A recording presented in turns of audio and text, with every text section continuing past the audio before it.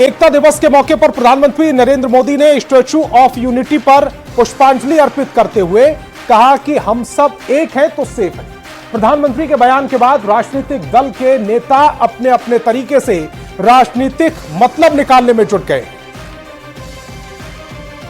लोग समाज को बांटना चाहते हैं, उन्हें देश की एकता अखर रही। यूपी के मुख्यमंत्री योगी आदित्यनाथ ने कहा था बटेंगे तो कटेंगे। योगी के बयान पर अभी राजनीतिक बयानबाजी चल ही रही थी कि प्रधानमंत्री मोदी ने गुजरात के केवड़िया में लोगों को एक है सेफ है का मंत्र दे डाला। आज कोई अगर कह दें कि एक है तो सेफ है, तो ये लोग एक है तो सेफ है उसको भी गलत तरीके से परिभाषित करने में लगेंगे। प्रधानमंत्री ने गुजरात में एक है तो सेफ है का मंत्र दिया और सियासी बयानबाजी गुजरात से 1600 किलोमीटर दूर बिहार में तेज हो गई। आरजेडी के सांसद सुधाकर सिंह ने प्रधानमंत्री के बयान को संविधान के खिलाफ बता डाला। और जब देश का ही प्रधानमंत्री भारत के संविधान को नहीं माने, भारत के कानून को नहीं माने, इससे हास्यास्पद स्थिति नहीं हो सकती। बीजेपी के फायर ब्रांड नेता और केंद्रीय मंत्री गिरिराज सिंह ने कहा है कि वोट बैंक की वजह से विपक्षी दलों के नेताओं को प्रधानमंत्री के बयान से दिक्कत है। ये टुकड़े टुकड़े गए, वो हिंदुओं को जातियों में बांट देना दे करके वोट बैंक की राजनीति केवल करते हैं, वो देश की एकता से कोई नहीं। यूपी के सीएम योगी आदित्यनाथ ने बटोगे तो कटोगे का नारा दिया तो सपा के मुखिया अखिलेश यादव ने कहा जुड़ेंगे तो जीतेंगे। अब प्रधानमंत्री ने कह दिया है एक है तो सेफ है, मतलब स्लोगन वाली ये सियासत बटेंगे तो कटेंगे से शुरू होकर एक है तो सेफ है तक पहुंच चुकी है। नेता अपने अपने हिसाब से मतलब और मायने निकाल रहे हैं। न्यूज 18 के लिए कैमूर से अवनव कुमार सिंह के साथ ब्यूरो रिपोर्ट। तो सबसे पहले यूपी के सीएम योगी ने बटेंगे तो कटे का बयान दिया, तो आइए सबसे पहले योगी आदित्यनाथ का पूरा बयान जानते हैं उन्होंने क्या कहा था।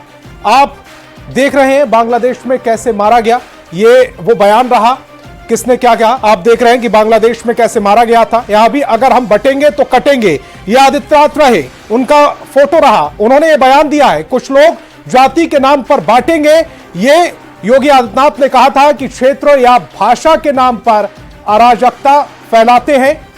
बांटेंगे वालों में रावण और दुर्योधन का डीएनए है, जो बांट रहे हैं क्षेत्र के नाम पर, भाषा के नाम पर, उनमें रावण और दुर्योधन का डीएनए है। समय चैन से सोने का नहीं, सो जाएगा वो खो जाएगा, यह बयान दिया गया है। और योगी के बयान के बाद आरएसएस प्रमुख ने भी एक तरह से उनके बयान का समर्थन किया था। मोहन भागवत ने कहा था, क्या कहा था वो हम आपको सुनवा देते हैं। ये रहे मोहन भागवत, उन्होंने क्या कुछ कहा। हिंदू को सुरक्षा के लिए एकजुट होना होगा, भाषा जाति प्रांत का मतभेद मिटाना होगा, ये मोहन भागवत ने कहा। विवाद मिटाकर सुरक्षा के लिए एकजुट हो, यह बयान दिया गया। आरएसएस के सर कार्यवाहक दत्तात्रेय होसवाले ने क्या कहा वो भी आपको सुनवा देते हैं। उन्होंने कहा कि बयान का मतलब एकता लाना जरूरी है, यह कहा गया है।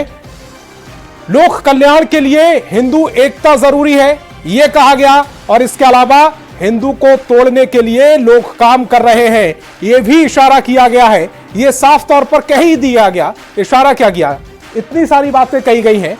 इसके अलावा अगर बात करें, अब 31 अक्टूबर को प्रधानमंत्री ने भी एक बयान दिया है। प्रधानमंत्री ने कहा कि हम एक हैं तो सेफ हैं। प्रधानमंत्री ने क्या कहा है, हम एक हैं तो सेफ हैं। कब कहा गया है, जब वल्लभ भाई पटेल जी की जयंती मनाई जा रही थी, अराजकता फैलाने की कोशिश की जा रही है। 149वीं जयंती के मौके पर यह सारी बातें कही गई।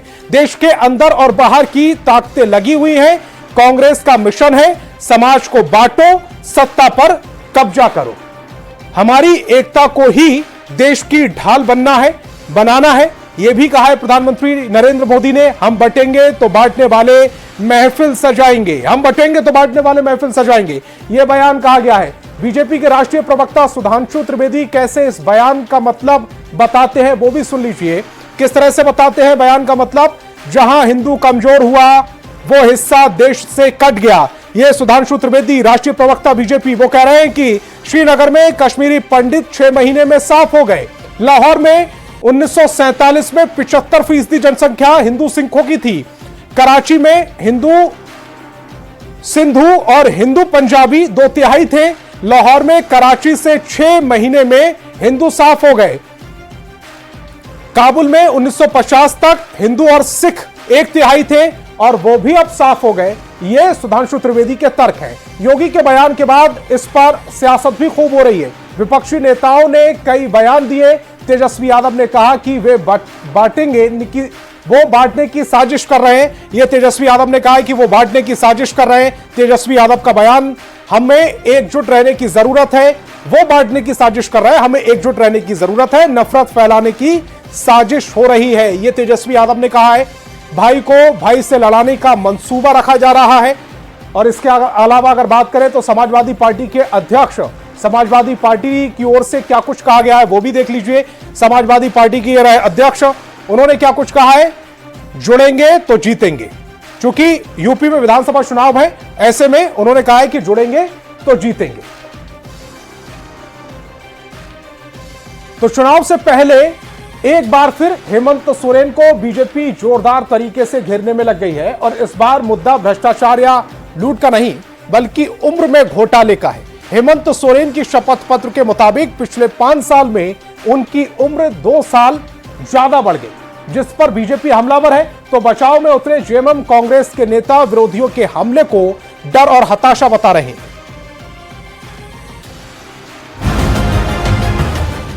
जी हां, 5 साल के कार्यकाल में 7 के फेर में फंस गए हैं मुख्यमंत्री हेमंत सोरेन। बीजेपी का आरोप है कि बरहेट से हेमंत सोरेन ने नामांकन में जो शपथ पत्र दिया है उसके मुताबिक उनकी उम्र 49 साल है, जबकि 2019 में उनकी उम्र 42 साल की थी। ऐसे में बीजेपी हेमंत सोरेन का नामांकन रद्द करने की मांग तेज कर दी। तो इतनी भ्रांतियां हैं मुख्यमंत्री जी के शपथ पत्र में जो उन्होंने पहले दी और इस बार जो दी, तो हम तो मांग करते हैं कि इनकी जो नॉमिनेशन है उसको चुनाव आयोग और रिटर्निंग अफसर रद्द करे। बीजेपी ने आरोपों को लेकर पुख्ता सबूत भी दिए हैं, जिसमें 2019 और 2024 के नामांकन में उनकी उम्र की जानकारी साफ देखी जा सकती है। अब इस पर बीजेपी के कई दूसरे नेता भी हेमंत सोरेन पर हमलावर हैं और हेमंत सोरेन पर हड़बड़ी में गड़बड़ी का आरोप लगा रहे हैं। तो हेमंत बिस्वा शर्मा कहते हैं कि नामांकन रद्द करने से अच्छा है कि जनता इन्हें सबक सिखाए। जो जेएमएम का सिस्टम है ना, यही पूरा ढोंगी का सिस्टम है। उनका प्रॉपर्टी का भी अगर लेख देखते हैं, कैसे क्या एफिडेविट दिया है, अभी लोग देखो, उम्र भी बढ़ जाते हैं। तो हेमंत सोरेन की उम्र पर बीजेपी ने बवाल मचा रखा है। इधर नपे तुले अंदाज में पलटवार कर रहे इंडिया अलायंस के लोग इसे बीजेपी का डर बता रहे हैं। ये सारे जितने राजनीतिक तौर पे बेवकूफ लोग हैं वही ये सवाल खड़ा कर।